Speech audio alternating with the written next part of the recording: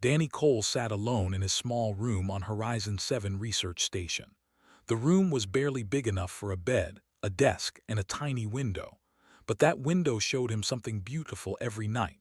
Outside, the massive gas giant filled half the sky with swirling storms of orange and purple and gold. Danny watched those storms for hours sometimes. They made him feel small, but in a good way. He was 28 years old and worked as a junior analyst. His job was simple and boring. He translated trade documents between humans and there were an ancient species who ruled this part of the galaxy. They had allowed humans to build this small station in their territory 5 years ago, but they did not like humans very much. They saw humans as primitive newcomers who were useful for minor tasks and nothing more. Danny did not mind the boring work. He minded the loneliness. The station had 47 humans on it, but Danny had trouble making friends. He was quiet and shy. He did not know how to talk easily with people. During meals, he sat at the corner of the cafeteria and ate quickly. During recreation time, he stayed in his room. The other analysts thought he was strange. They stopped inviting him to card games and movie nights after the first few months. His only comfort was his journal. It was a leather-bound book with yellow pages that smelled like old paper. His grandmother had given it to him before she died. She had been a poet back on Earth. She used to read her poems to Danny when he was a child. She told him that writing was a way to talk to yourself when no one else would listen. Danny opened the journal now and picked up his pen. He looked out the window at the gas giant. The storms were particularly beautiful tonight. One massive swirl of red was slowly eating a smaller swirl of blue. It looked like a dance between two giants who had been fighting and loving each other for 1,000,000 years. He began to write. The words came slowly at first, then faster. He wrote about the storms. He wrote about how chaos could be beautiful. He wrote about how even destruction could look like art if you watched it from far enough away. He wrote about feeling small and alone and somehow okay with it. The poem was not perfect. Danny never thought his poems were perfect, but writing it made him feel lighter. It made the loneliness easier to carry. He closed the journal and placed it under his pillow. Then he turned off the light and fell asleep watching the storms paint the darkness outside his window.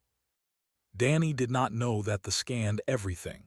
It was standard security protocol. Every item that humans brought onto the station was recorded and analyzed. They did not trust the primitive newcomers. They watched everything. A security attendant named was performing the nightly scan when the system flagged an anomaly. The anomaly was in room 7C, assigned to the human called Danny Cole. Examined the flagged item. It was a bound collection of process plant matter with marks made by a pigment delivery tool. The marks were clearly intentional. They formed patterns that matched human linguistic symbols. Ran the content through translation software. The software provided a literal translation, but the meaning was unclear. The human had written about atmospheric phenomena on the gas giant, but the writing did not contain data or measurements. It did not serve any obvious purpose. The human had described the storms as if they were alive. He had given them emotions and intentions. He had written about beauty. Did not understand. Beauty was not a concept that used. Storms were storms. They were pressure differentials and chemical reactions. Why would a human write about them as if they were something more? The security attendant flagged the document for higher review. Protocol required that anything unusual be reported to supervisors. The report moved up through the chain of command. It passed through security chiefs and administrative officials and royal advisors. At each level, the reviewers were confused by the same thing. The writing served no purpose they could identify. It was not a threat. It was not useful information. It was just marks on plant matter that described feelings about storms. The report finally reached the desk of First Advisor, who served directly under Queen, had served the Queen for 200 years. He had never seen anything like this document. He almost deleted it as irrelevant, but something made him pause. The Queen had given him standing instructions to report anything truly unusual, and this was certainly unusual. Requested an audience with the Queen. He entered her private chambers, a vast space carved from blue crystal that glowed with soft bioluminescent light. Queen was ancient beyond human understanding. She had ruled the empire for over 3,000 years. Her body was massive and segmented, covered in plates of natural armor that had darkened with age. Her eyes, all 6 of them, reflected the blue light like mirrors. Presented the document. He explained that a human on Horizon 7 had created these marks. He admitted that he did not understand their purpose. The Queen studied the translation for a long time. She read it 3 times. Then she did something that had never seen her do in 2 centuries of service. She became very still. Her antennae, which usually moved constantly, stopped moving completely. She asked to leave her. She wanted to be alone with the document. After he left, Queen read the poem again. The human had written about watching storms and finding meaning in chaos. He had written about feeling small and alone and somehow finding peace in that smallness. He had described emotions that served no biological function. He had captured something that the Queen had never been able to name. For 3,000 years, she had experienced strange sensations when observing certain things, when she watched binary stars orbit each other, when she listened to the deep vibrations of her planet's core, when she remembered who had died long ago. These sensations served no purpose. They did not help her rule. They did not help her survive. She had always thought they were defects in her ancient neural pathways. But this human had the same defects, and he did not hide them. He celebrated them. He turned them into marks on plant matter and kept them under his pillow like treasures. The Queen made a decision. She activated her communication system and sent a message to Horizon 7 station. The message was simple. She wanted to meet the human who created emotion marks on processed plant matter. She wanted to understand what he knew that her entire species had forgotten. Commander Lisa Park read the message 3 times before she believed it was real. She was 52 years old and had spent 20 years working in alien relations. She had never seen anything like this. Queen, the immortal ruler of the empire, had requested a meeting with one of her analysts, not with Lisa, not with the ambassadors back on Earth, with Danny Cole, the quiet young man who ate alone in the cafeteria. She called an emergency meeting with her senior staff. They gathered in the conference room and stared at the message displayed on the screen. Nobody knew what to say. Lieutenant spoke first. He was in charge of station security. He asked if this was some kind of trap. Maybe they had found something dangerous in Danny's belongings. Maybe they wanted to arrest him and were being polite about it. Lisa shook her head. The message specifically mentioned emotion marks on processed plant matter. That meant writing. That meant Danny's journal. But writing was not illegal. It was not dangerous. It was just strange to the... Dr. Amy, the station's cultural specialist, suggested a different explanation. She said that maybe the Queen was curious. They had never shown interest in human culture before. They saw humans as primitive workers, not as beings with interesting ideas. But perhaps something in Danny's writing had caught the Queen's attention. Lisa decided to talk to Danny directly. She found him in his room, sitting at his desk and staring out the window. He looked startled when she entered. People rarely visited him. She explained the situation as gently as she could. She told him that the Queen of the Empire wanted to meet him. She told him that the request was connected to his journal. She watched his face turn pale. Danny asked if he was in trouble. His voice was barely above a whisper. He held his journal against his chest like a child holding a stuffed animal. Lisa said she did not think so, but she could not be certain. No human had ever been summoned by the Queen before. There was no protocol for this situation. She asked Danny what he had written in his journal. Danny hesitated. His writing was private. He had never shown it to anyone, but he understood that he had no choice now. He opened the journal and showed Lisa his poems. He explained that he wrote about things he saw and felt. He wrote about the gas giant and the stars and his loneliness and his memories of Earth. It was just a way to deal with his feelings. He did not think anyone would ever read it. Lisa read a few of the poems. She was not an expert in poetry, but she could see that Danny had a gift. His words were simple, but they carried weight. They made her feel things she had not expected to feel. She closed the journal and handed it back to him. She told Danny that he would have to go. Refusing a summons from the Queen was not an option. It would damage human relations for decades. But she promised to send him with the best support they could provide. She would brief him on everything they knew about court protocols. She would make sure he was not alone. Danny spent the next 2 days preparing. Doctor taught him the basic rules of etiquette. Do not make direct eye contact with the Queen unless she speaks to you first. Do not touch anything in the throne chamber. Do not speak unless asked a question. Keep answers short and factual. Do not show fear. Danny tried to memorize everything, but his mind kept wandering. He could not stop thinking about his grandmother. She had always told him that poetry was powerful. She said that words could change the world if you put enough truth in them. Danny had never believed her.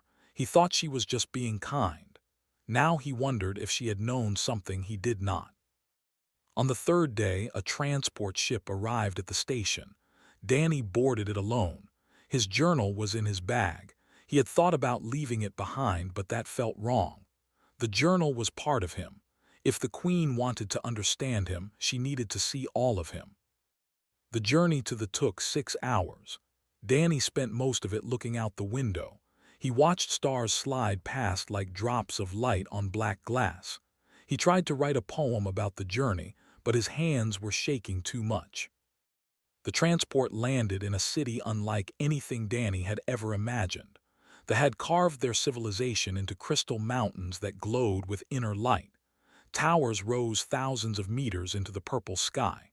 Bridges connected the towers like threads of a massive web. Everywhere Danny looked, he saw moving through tunnels and walkways. Thousands of them. Millions of them. He was escorted through the streets by 4 guards. They were tall and armored and silent. Their footsteps clicked on the crystal ground like the ticking of a giant clock. Danny felt very small walking between them. He felt like an ant that had wandered into a cathedral. They passed, stopped, and stared. Danny knew that humans were rare here. Most had never seen one in person. He heard clicking sounds that might have been whispers. He felt thousands of eyes following him.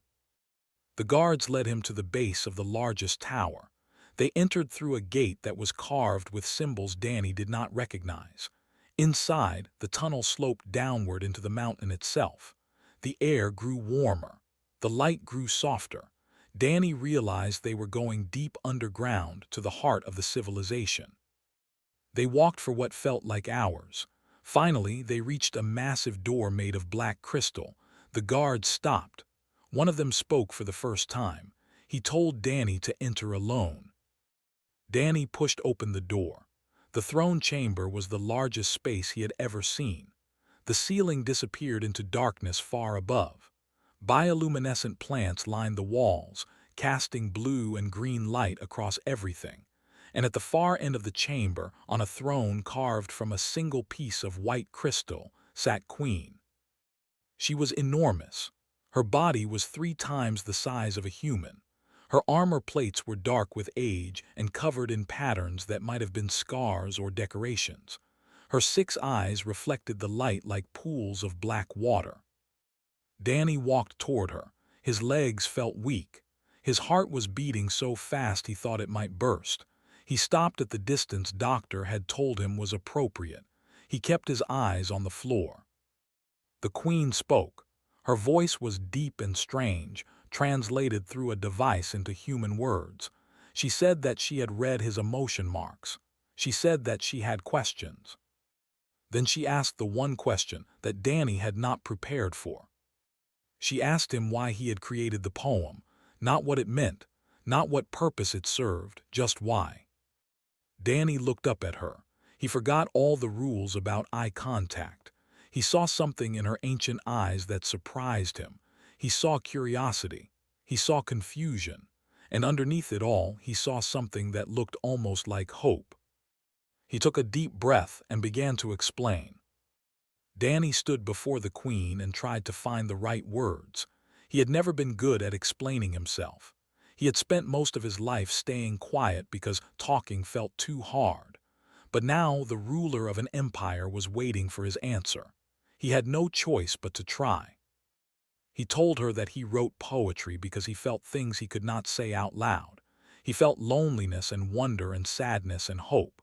These feelings were too big for normal words. When he tried to describe them in regular sentences, something got lost. The feelings became smaller and flatter.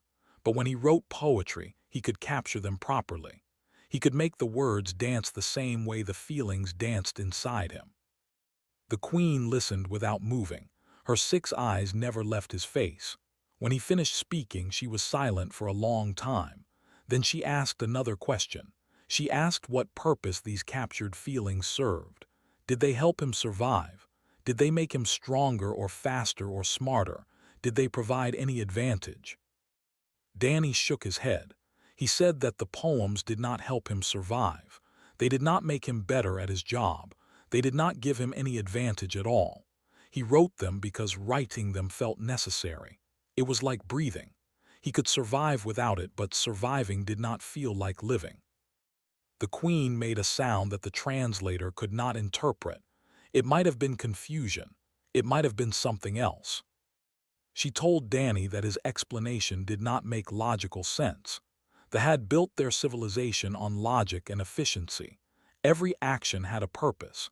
Every behavior served a function.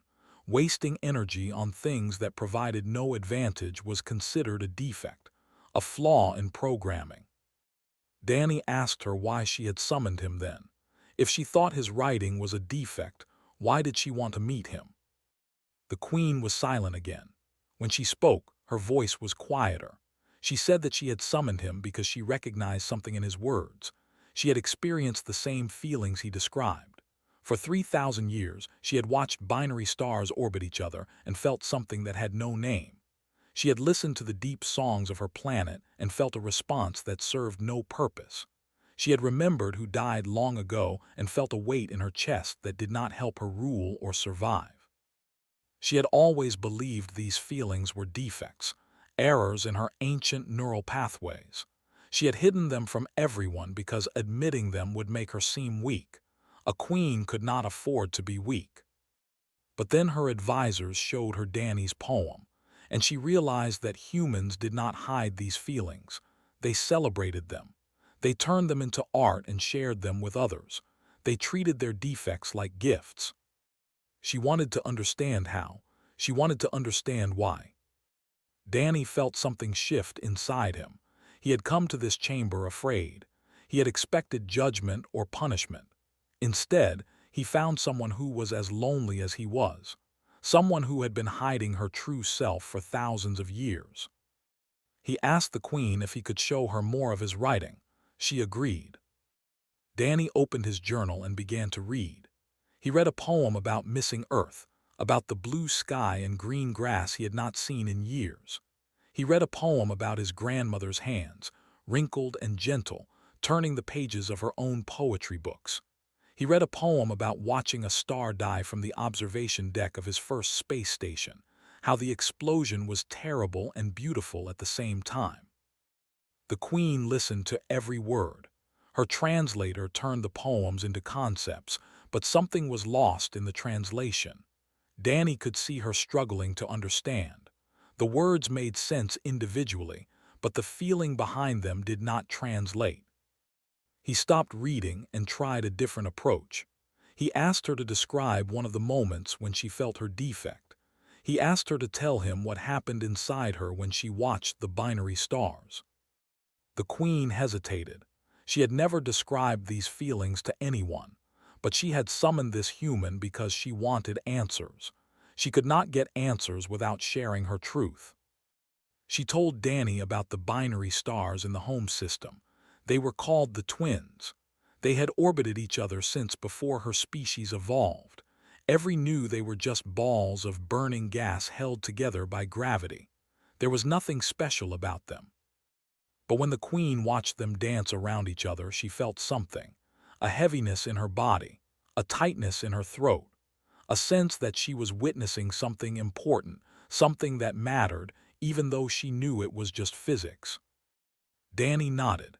He said that what she described was exactly what his poems were about. Humans called it beauty. They called it awe. They called it the feeling of being small in a universe that was very large and very old. He told her that humans believed this feeling was a gift, not a defect. It connected them to something bigger than themselves. It reminded them that they were part of the universe, not separate from it. It made their short lives feel meaningful. The queen asked if all humans felt this way. Danny said that he thought so. Some felt it more strongly than others. Some expressed it through poetry or music or painting. Some expressed it through science, through the joy of discovering how the universe worked. But the feeling itself was universal. It was part of what made humans human. The queen was quiet for a very long time.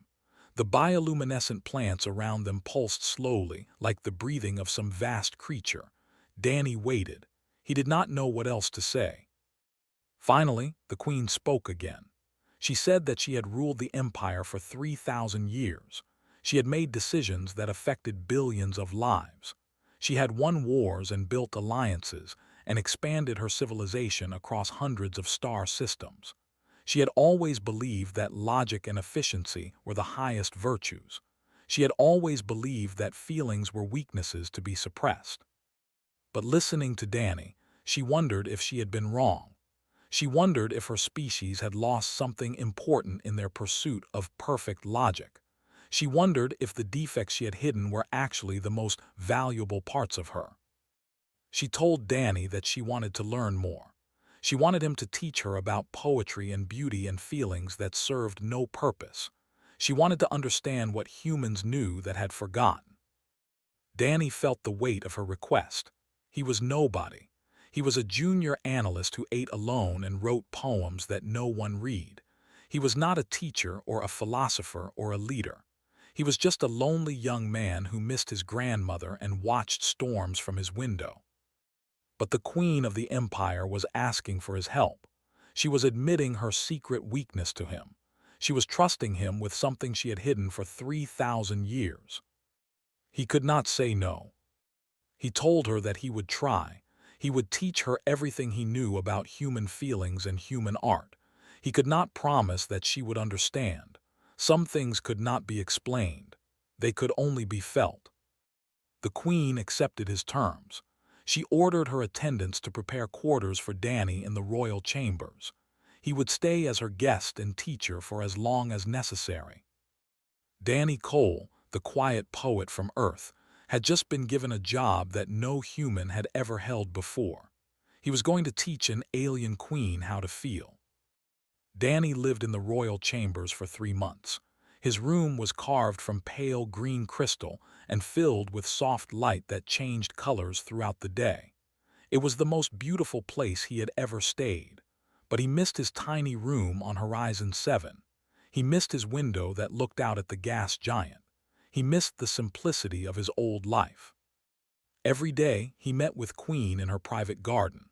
The garden was deep underground, a vast cavern filled with plants that glowed and hummed with strange energies. They would sit together on crystal benches while Danny tried to explain things that were very hard to explain. He taught her about metaphor. He said that when humans described one thing as another thing, they were not lying. They were finding connections between different parts of the universe. When he wrote that the storms danced, he did not believe the storms were actually dancing.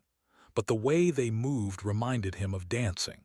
And by making that connection, he understood both the storms and dancing better. The queen struggled with this concept, communicated through precise chemical signals. Every message had exactly one meaning. The idea that a word could mean two things at once felt like a malfunction. Danny tried a different approach. He asked her to remember watching the twins, the binary stars she had described before. He asked her what they reminded her of. The queen thought for a long time. She said they reminded her of two she had known when she was young. They had been partners who worked together in the royal archives. They had moved around each other with the same smooth grace as the stars. They had died together when an accident destroyed their section of the hive. She had not thought about them in 2,000 years. Danny said that was a metaphor. The stars and the archivists were connected in her mind. When she watched the stars, she was also remembering her old friends. That connection was the source of her feelings. That was why the stars seemed important even though they were just burning gas. The Queen was silent for a long time after that. Danny saw something change in her eyes, something that might have been understanding. Word spread through the empire that the human was teaching the Queen. At first, the news was met with confusion and concern. The Queen's advisors worried that she was being manipulated. They did not trust humans. They did not understand why their ruler would spend time with such a primitive creature. But then something unexpected happened. Others began approaching Danny in secret. The first was a warrior named. He came to Danny's room in the middle of the night cycle. He was enormous and covered in battle scars. He looked like he could kill Danny with one claw, but his voice was hesitant, almost afraid. Said that he had heard what Danny was teaching the Queen. He said that he had experienced similar defects his entire life. When he watched sunsets on alien worlds, he felt a pressure in his chest. When he lost soldiers under his command, he felt a weight that did not fade for years. He had always hidden these feelings. Warriors were not supposed to feel. They were supposed to fight and win and die with honor. He asked Danny if he was broken. Danny told him that he was not broken. He was feeling. He was experiencing beauty and grief and connection. These were not defects. They were the things that made life worth living. Left without saying another word, but Danny saw him several more times over the following weeks.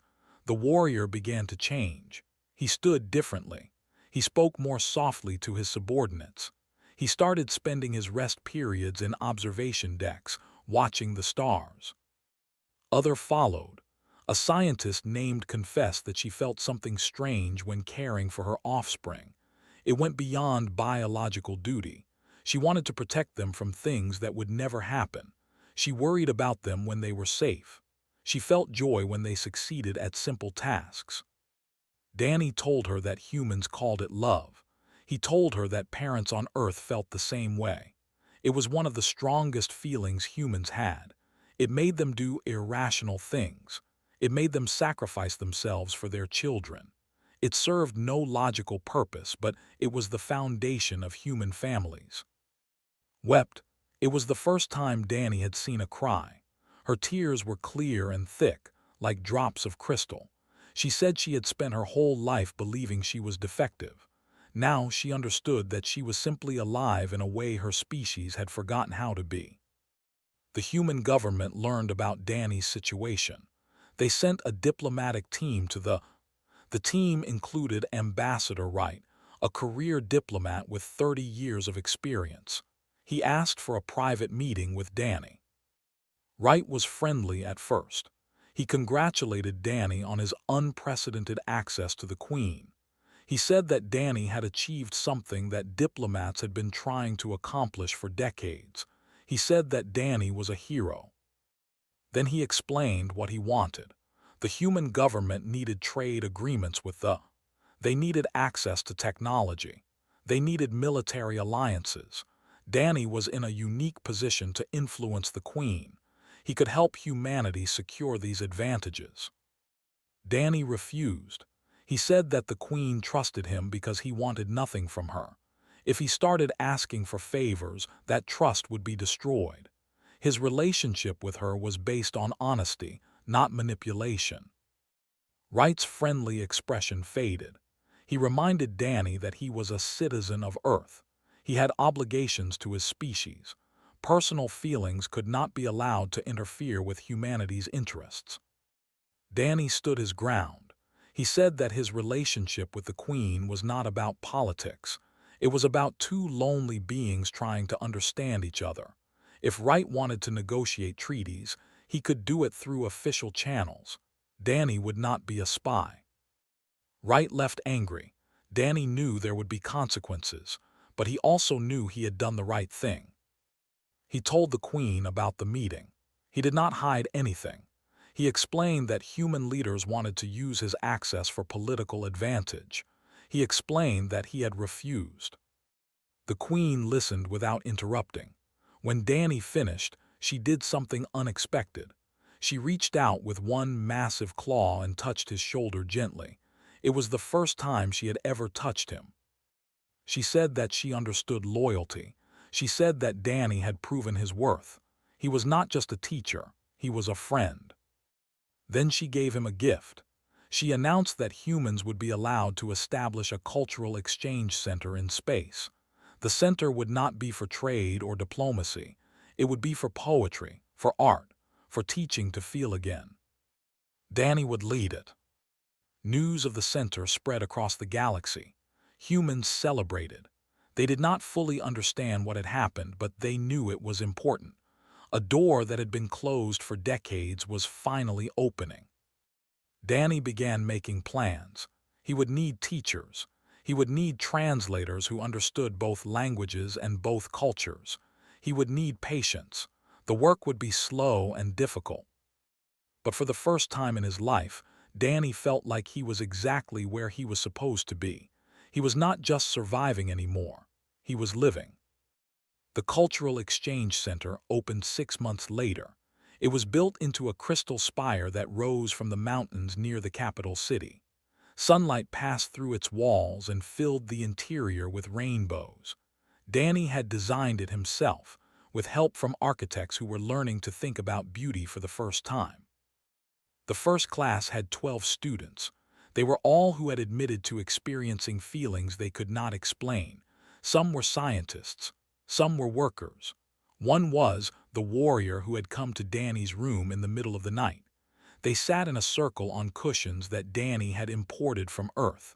They looked nervous and uncomfortable. Danny began by reading them a poem. It was one of his grandmother's favorites, about watching rain fall on a garden and feeling time slow down. The translator converted his words into concepts, but he could see that something was lost. The students looked confused. He tried a different approach. He asked each of them to describe a moment when they felt their defect, not to explain it or analyze it, just to describe what happened. Went first. He talked about a battle he had fought 50 years ago. His unit had been ambushed on an alien moon. Most of his soldiers died. He survived because he kept fighting even when fighting was hopeless. After the battle, he sat among the bodies and watched the alien sun set. He felt something he had never felt before, a heaviness that was also somehow a lightness, a pain that was also somehow beautiful. The other students listened. Some of them nodded. They recognized what he was describing. A young scientist named spoke next. She described working late in her laboratory one night. She was studying the structure of a crystal that had formed naturally over millions of years. The crystal was perfect. Every angle was precise. Every surface reflected light in exactly the right way. Looking at it, she felt a tightness in her throat. She felt like she was seeing something sacred, even though she did not believe in sacred things. One by one, the students shared their stories. Danny listened to each one carefully. He realized that they had been feeling things all along. They had just learned to hide them so well that they forgot they existed. He gave them their first assignment. He asked them to write about one of the moments they had described, not in technical language, not in precise chemical signals, in words that captured how they felt, in poetry. The students struggled. Writing poetry was harder than anything they had ever done. Their first attempts were stiff and formal. They listed facts and observations. They described events without describing feelings. Danny did not criticize them. He encouraged them. He told them that the first draft was always terrible. That was true for humans too. The important thing was to keep trying, to keep reaching for the feeling that lived underneath the words. Weeks passed. The students improved slowly. Their poems became less formal. Their metaphors became more natural. They started to understand that a poem did not have to be perfect. It just had to be honest. Then something remarkable happened. A young named Sira wrote a poem about standing near her hive mates during a cold night. She described the warmth of their bodies pressing against hers. She described feeling safe and connected and whole. She described a love that she had never been allowed to name. When she read her poem aloud to the class, the other went silent. Then one of them made a sound that Danny had never heard before. It was a high, keening noise that came from deep inside their chest. Tears began to fall from their eyes. Soon all of them were crying. They wept for the feelings they had hidden for so long. They wept for the connections they had been afraid to acknowledge. They wept because they finally understood that they were not alone. Sira's poem spread beyond the classroom, shared it through their communication networks. Within days, millions had read it. Within weeks, others began writing their own poems. The movement grew faster than anyone expected. Queen called for a gathering. She summoned representatives from across her empire to the capital city. Billions watched through holographic broadcasts as she addressed her people. She spoke about the human named Danny Cole. She spoke about his journal and his poems and the questions he had helped her answer. She admitted to feeling things that served no logical purpose.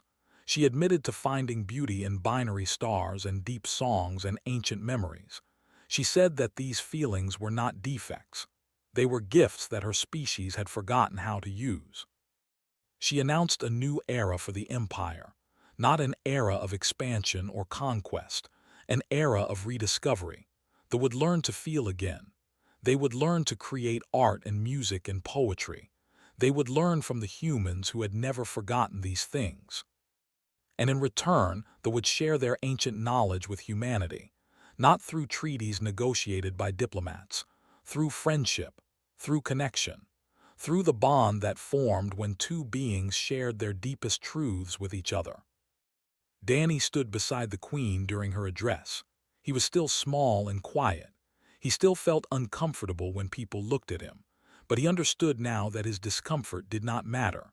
What mattered was the poem he had written alone in his room, watching storms swirl across a gas giant. That small, private act had changed the galaxy. After the address, Danny returned to his room in the cultural center. He sat at his desk and opened his journal. The pages were almost full now. Hundreds of poems, hundreds of captured feelings, a record of everything he had seen and felt since leaving Earth. He picked up his pen and began to write. He wrote about this moment, about standing beside an alien queen while she told her empire to open their hearts, about watching ancient warriors weep at a young scientist's words, about the strange journey that had brought him from loneliness to purpose. The queen entered his room quietly. She had learned to move softly over the past months. She stood behind Danny and watched him write. She did not interrupt. She understood now that writing was sacred. It was the moment when feelings became real. When Danny finished, he turned and showed her the poem. She read it slowly, her 6 eyes moving across each line. Then she picked up a stylus of her own.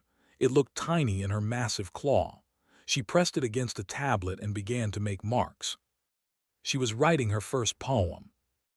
Danny watched her work. He saw her struggle to find the right words.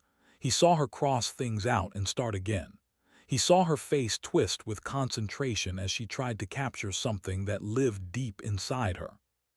It took her an hour to finish. When she was done, she showed the tablet to Danny. Her poem was simple, just a few lines. It described watching a human write in the soft light of a crystal room. It described feeling hope for the first time in 3,000 years. Danny smiled. It was not a perfect poem. The metaphors were clumsy, the rhythm was uneven, but it was honest, it was hers. That was enough. Outside the window, the stars burned in the darkness. Two civilizations that had been strangers were becoming friends, not because of treaties or technology or trade, because of words, because of feelings, because a lonely young man had written about storms in his journal, and an ancient queen had recognized herself in his words. The galaxy would never be the same. And somewhere far away, on a planet called Earth, an old woman smiled in her grave. Her grandson had finally understood what she had tried to teach him. Poetry was not just words, it was a bridge between souls.